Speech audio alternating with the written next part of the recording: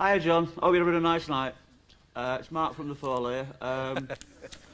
Just want to say, you're the only one in '79 who took any notice of us. And when we're a four-piece cabaret band, and still having trouble, but hope you have a nice night. And I think the thing people forget about you is that, everywhere you go in the world, Brazil, anywhere like that, you're still one of the most famous sort of British radio TV personalities. I hope you have a nice night. I'll see you.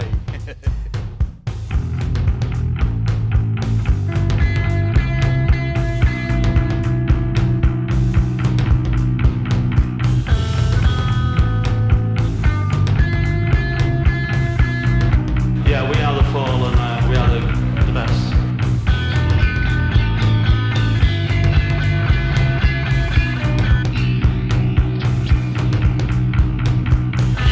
Yeah, we are the Fall and we are the best.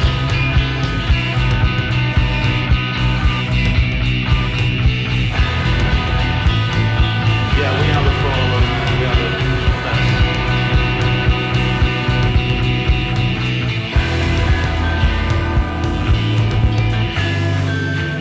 Yeah, we are the Fall and we are the best. So we're back for another peel session. This time 3 peel sessions.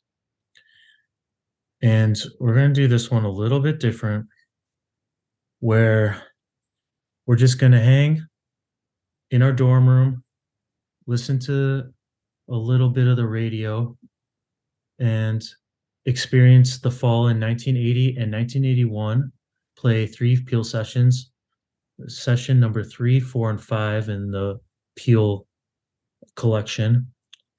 And yeah, we're just gonna hang out and kind of chill with our Patreon fall heads and have a good time. Actually, no, I was telling my friend the other day about this podcast, and he's like, "Why is there?" He's like, there's like people that wrote dissertations about about fall songs and albums.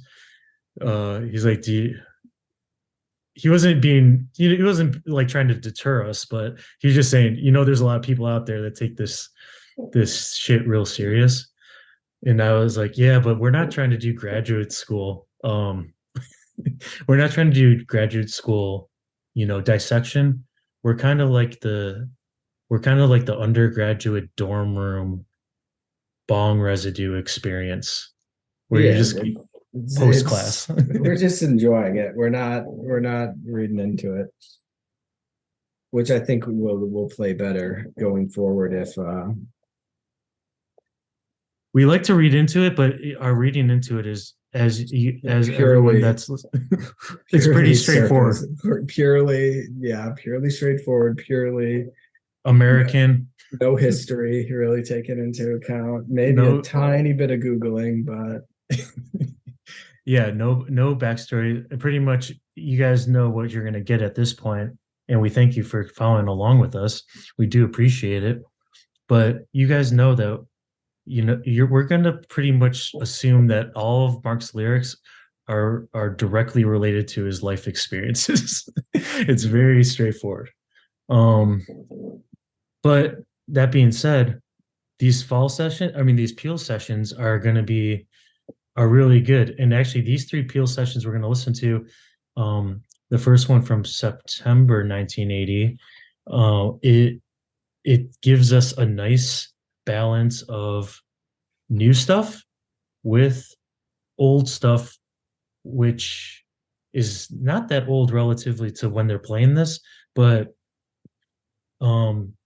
considering they're playing songs that won't be on albums for a little while or the next year, this is kind of like an interesting combination. Like when would you ever hear a band, even nowadays, that would go on to, let's say, a late night show and play a brand new song? Or not even a brand new song that's not even recorded yet for an album. Yeah. When would you hear that? Untested, right? Like completely untested. Nobody's heard this song outside of the session space. And try like not even fully formed. Like, it's just it's in an embryo state. It could go anywhere, honestly. In some of these versions, you can tell that they can go anywhere, and they did. They got fleshed out later. But it's cool. It shows like just how far out artistic they were to kind of throw an old song right next to a new song, then play a brand new song that maybe no one has ever heard, and then play another song that's maybe from the last album or 2 albums ago. Yeah, I was gonna say an old song is relative, right? Yeah. It's 3 years old. It's not or 2 years Yeah. old, right? Yeah. Like Yeah. nothing's Yeah. I mean, that's what it is. So I think we should just get into the first session. Let's listen along and hang out as we listen to John Peel. And what should be said, we're gonna play these underneath and hang out, and we're gonna listen to them together. But if you can listen to the Peel sessions that you're interested in, or you're going back and listening to all of them like we are, you should really try to find the recordings, or on YouTube specifically, you can find some that have John Peel's interludes and his actual parts of his radio program stitched together, like the preview of the track and also the outro of the track. And those are just so good. He was really the top of the class when it comes to DJs in general, but you can hear it, especially on this first one. We have that sort of radio snippets from his radio show. And actually, we were talking about let's just start it off, Steve, right? Let's listen to old John Peel. By the Fall. So this the first one from the Fall, which comes up in just a moment, which is called Container Drivers, is specifically for Rat, Kenny, Twin, Spud, Sue, and Peanut. I hope you're listening. So yeah, September of 1980. Now, hold on. First song we have Container Drivers. Great choice for being your radio first single of the year. And remember, we were talking about, we didn't know if John Peel played the full session, right? Like all the songs in a row, or if he like interspersed them into his radio show. And it turns out he did, at least in this one. Well, regularly, his regular strategy was to just he would sprinkle them in between his playlist of other albums and songs. But there's one point in this set where he even says, maybe I should just play these all together. He's like, they all go together so well. Maybe I should just play them all together, and maybe I should play them as a set when I re-air this again. No, really, he's thinking it through. Yeah, he's thinking it through in the moment. After he plays a couple, he almost says, I feel like it would be better if I just played all these together as the full set. Also, I feel like he just wants to sit back and listen to them. He doesn't want to be talking in between. I was gonna say, the more Fall you listen to, the better it gets, right? Like, yeah, it's true. The more you go back to back to back, you're like, oh man, this is all. You kind of dial in to listen to the lyrics a little bit more than you do in other songs or other artists, and you're like, okay, it's going to be worth it to listen versus the sound is what I'm here for. Yeah, exactly. You do have to like almost take the edge off your brain so that you can start fully letting it flow right through the synapses, because you do have to be in a certain mindset. I think even if you put this on, and like, let's say you were at a party or you're throwing a party and you put on one Fall song, it's probably gonna either just get fully ignored, or if you're playing it loud enough, which hopefully you are, it's gonna get identified immediately as, what the fuck is this? I mean, it depends on your crowd environment. Yeah, it depends on the crew hanging out. But in general, it's going to be, what is this? What is going on? But after you have it go for a couple songs, then people are like, oh, okay. All right. It's not as frightening as it seems. It has this groove I can get into. and this lyrical cadence I can get into. It's not as frightening as it seems. Yeah, that's No, it's interesting. It's way more interesting than it sounds sure. Yeah, on give it upon first abrasive. It Listen, is absolutely. Yeah, I was talking to my wife Amanda about it, and she was like, "What is this podcast? Who is the band? Do you even like the music?" Like, I was like, "Yeah." Like, yes, I like it. I like and I did most not, of it. I did Some not of offer it. did not offer to play her any in the moment because you got to be ready.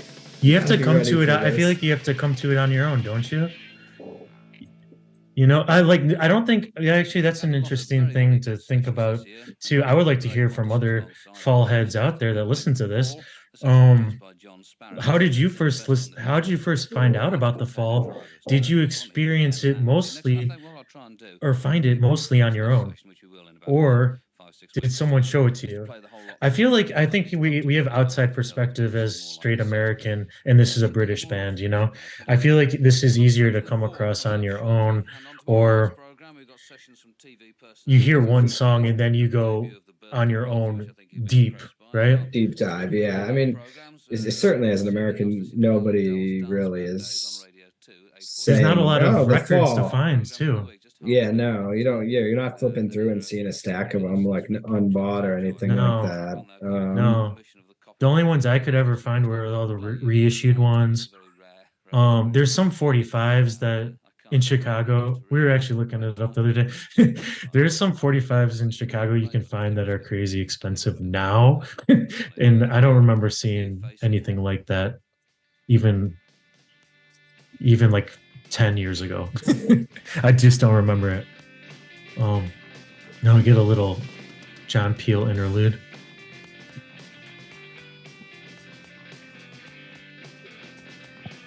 Yeah.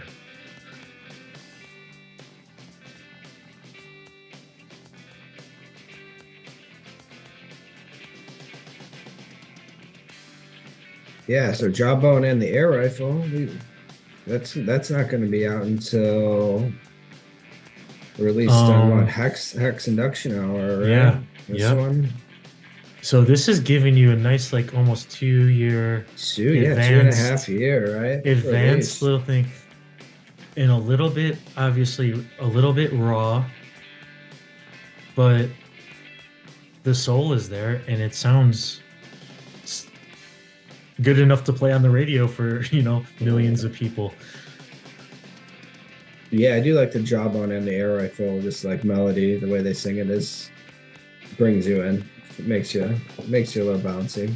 Well, we're getting ahead of ourselves because we got New Face in Hell. We got our keyboard jam, a little callback to previous times of a previous band. somewhat. But actually, know what I found? Know what else we were talking about in a previous episode was the keyboard sound and how they could get it so close, across albums as they move forward. Know what I found out? It was the same keyboard. Oh man, that's awesome. It was the same keyboard, and I guess the keyboard it seems like a very naturally, it wasn't even like a thought out at all, but the keyboard was handed down across players and across band incarnations, which is so fun. It's like get hand me down from your siblings of this thing that you don't really like that much, but you have to use it. You have to wear it. It's the family heirloom, right? It's the heirloom. Yeah. I don't really like that giant hutch, but it was great grandpa's, so I guess I'm finding a spot in the house for it. The basement corner. Yeah. I'm gonna put my fine china in this keyboard, this beautiful. No one I can put in this beautiful thing. a bunch of trinkets and garbage. Made specifically for that. Yeah. A bunch of stuff that I don't need to see for months on end. Maybe years on end. Here's a 1971 reproduction knockoff Casio. I hope you enjoy this keyboard. Keep up the good work. I mean, I just could not believe it though, because I should have just assumed it was the same one, but I just could not believe that a piece of gear that sounds like this. Like I can only assume it was probably, well, back then, who knows? It was might have been manufactured a little bit better. I just can't believe it survived. I can't believe it survived fall gigs in general. Van ride. Right, van rides, kicking. One van ride. Getting stepped on. Falling off a stand. Like keyboards are the easiest thing to break. They're just on a precarious stand. Sometimes I'm guessing it wasn't even on a stand. It's probably on a bar stool. Sure, right, or milk crates or something. Yeah, milk crates. Yeah, and bring your own milk crate. Set it up. There's some in the alley. Go get them. Yeah, go get that garbage can. Flip that garbage can over. We do it like Velvet Underground style. Just go find me a garbage can off the street. Bring it in. That's gonna be your drum set for the night. You got to use what you got. Mark but I just love. I love Mark it. Mark knew which button he could run over and push and wouldn't change things too much. I like a little bit of, make it sound like jazz. Yeah, maybe he ran over all the keys. Maybe he destroyed all the keys he didn't like the tone of.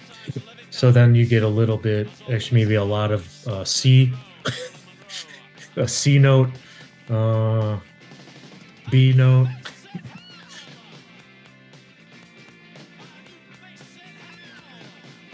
Well, Mark E. Smith, so an E note. All his favorite notes.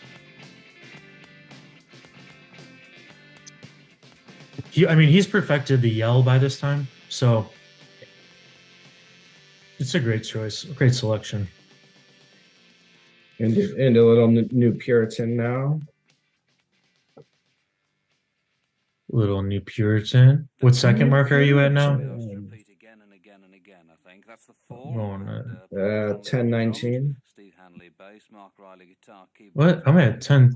Craig Scanlon guitar. I'm at 1040. It's still New Face in Hell. And keyboards. That was called New. I'm at 1145. Track from the fall coming up in just a moment. It is true though that every time I'm feeling depressed. Which one are you listening to? 1980. 1980. YouTube. Somebody like that in everybody's life, I think. As I say, with me, it's the track one. Yeah. The next one from the fall, track. A song which you will have heard before. And in the playlist. The Contraflow one in the fall complete peel playlist. No, I'm in our playlist. Oh. I got them in order. That's okay. Let's go to here. Go into our playlist. Here, let me put it in. Yeah, we're go into our playlist because I got all three in a row, so you just listen to all three. But all right, start it up. Watch your ads, and then zoom forward to. Okay, right at 11 minutes. Let me know when you're right at 11 minutes. We can start it together. This will be better. I can clap it, then we can make it start at the same time. You were just listening to the tracks. See, that's why you're missing out on John Peel talking, especially on this one. You got to hear this one.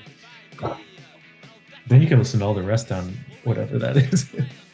Yeah, it was just a YouTube playlist. The full, yeah, the full one. That's actually where I got these. That's where I got these, though. I know what you're talking about. All right, you on there?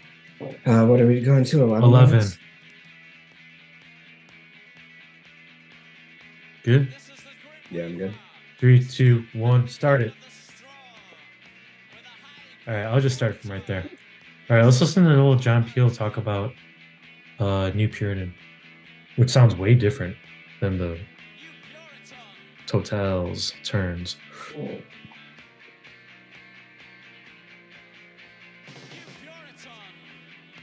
No, John, that's just you. That's just you requesting it for yourself.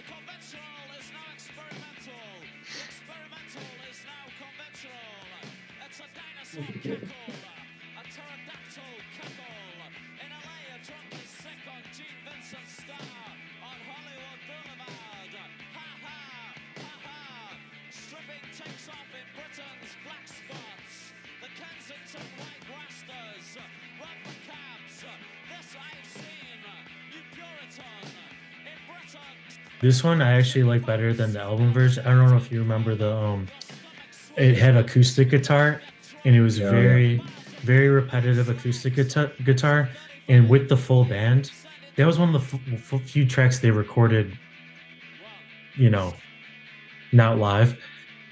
And with the full band, they should have just thrown this on there. They should have waited, but throw this on there. Live album. It needs to have the full band. It's not meant to be. I don't know. I don't know if Mark in general is his voice is meant to be singing with one instrument, like No, a duet yeah, no, accompanied by one thing. His voice needs more dynamic, more range. Actually, can you think of any other instruments that would be a good accompaniment for Mark?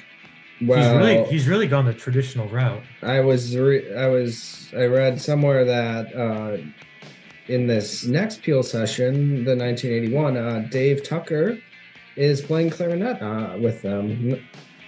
Oh, on the next one, okay, we On get the a little next treat. fall, we get a little treat, a little claritin.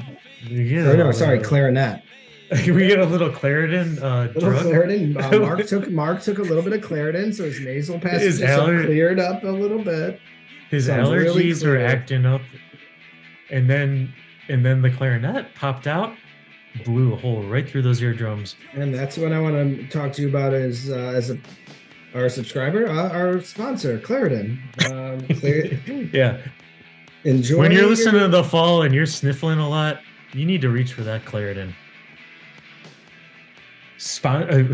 Endorsed by Mr. Mark Edward Smith.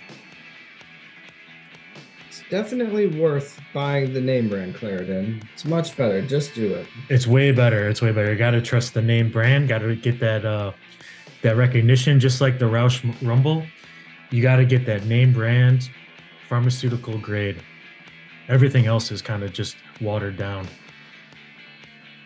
Yeah, see, this is much better. This is actually, it builds up to something cool.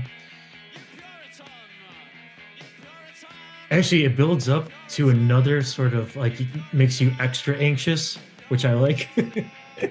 You're just building up the layers of anxiety until you're like, where is the release? Those male slags. Yeah, and isn't this so much better on electric guitar? Yeah, I mean it's a rock song at this point, or like it's got the echo drums and drums with that reverb, and it almost sounds like they're panning the drums around, which is cool. I always like that when the drums seem like they're moving around a room, because it's almost physically impossible to do it with a drum set, to move it around your like listening space.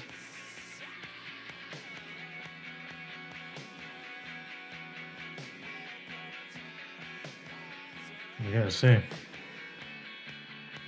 loving that.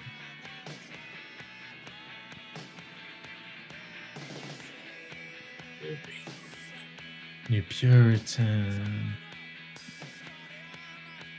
So much better.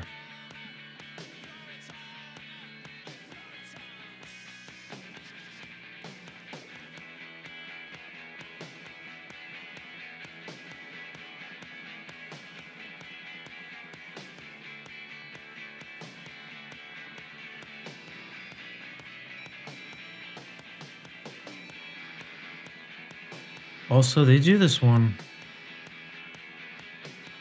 for a while. Yeah, and can you imagine just playing that and knowing that's going on the radio? You're just like, I'm gonna give them a live show, but recorded in a studio. That's what you get with The Fall too. Is I know why they did so many of these. I think I do. Why they did so many of these Peel sessions? Because obviously it's nice to get your music heard, especially by an audience like John Peel's audience, which is open-minded. But the Fall did this. I mean, I would like to think The Fall did this for free studio time. And free studio time to record whatever they wanted, and also to ensure that some of these songs that they're really hyped about playing, that are brand new, that they capture them. And you and I both know there's so many live Fall albums but so many of them sound like really, really bad. So to have this John Peel BBC engineers to capture it like really good, you're gonna say yes every time. You're saying, "Oh yeah, we're in your area. Oh yeah, John, we're in your area. I'm in my area. I'm in your area, and we're wondering if we can come in there and do another session for you." For sure. And then having hit John like him so much, and that probably give him the freedom to truly do whatever. Yeah. Like, yeah, he probably had no input. He was just like, well, "I hope you're enjoying yourself." I sure am. I can't wait to hear it. I can't wait to hear what you guys are gonna give me. Feel free to record more. I will listen to it in my leisure time, not on the radio, just for myself. For sure. Whenever I'm feeling depressed. Yeah. I gotta assume some of that it's natural to be depressed, but I've got to feel that some of John Peel's depression came from having to listen to so much music as a job, and I'm gonna assume that a lot of that, a very high percentage of the music he listened to was not that great. Well, no, I mean, his dedication to, I mean, he listened to all of it, did he not? He listened to everything. Anything that was sent to him, he said he listened to, which is crazy. Even his coworkers were like, he really does. Like, he really does. He does not just say that. He really listens to all of it. Send him a little demo tape, he's going to listen to that. And that's got to take its toll. So then when you hear something as original as The Fall, you're going to be like, wow, okay. Does it make you feel uncomfortable?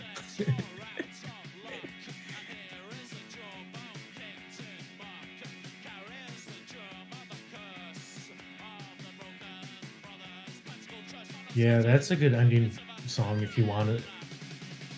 But gotta end with the jawbone. If you knew it was going to drag out and really finish so nice and clean, you would finish with it for sure, right? Yeah, definitely. Okay, jawbone and the air rifle. I mean, it's all there. This is a song they're just going to play live for 2 years and then record it within those 2 years. But they got this one down. Yeah, they sound super polished. Yeah. The only thing that the album version I feel like has a little bit different is it is more like a theme song. Oh, no, it still has it. I'm hearing the chorus. Oh, yeah, I was going to say, for sure. Yeah. No, it still has it. Yeah. It has the bounce of the chorus. I would have definitely wanted this as a advertisement song for my air rifle company I own. Yeah. Red Rider. It's like a gruesome a commercial where the jawbone of a sibling or a neighborhood kid is just really taken advantage of by that air rifle. And that's the story that you want to pass along. You know, you want to pass that story along as a message of safety and safety concern. If you buy this air rifle, keep those jawbones protected. I don't know. There's so many worse places to get shot with an air rifle. Jawbone's not that bad. I mean, there's not much meat there to accept it. No, but like, it's not. What kind of damage is that doing? I mean, maybe if you're the chocolate stock boy with his chocolate bars, but okay. Maybe this does bring up a good point, though. Maybe it was just from the kickback. The kickback of that rifle just smashed into his jaw. Oh yeah, yeah. The pop back, yeah. The kickback. But since you bring up Choco stock, this brings up a thing I've been wondering lately, which is Hey everyone, this is Steve. If you're enjoying what you're listening to, please become a follower, a free follower on Patreon, or a paid member, and get access to the B-side of this recording and hear what else we have to think about this. Till next time, we are the fall, we are the best. Yeah, we are the fall, and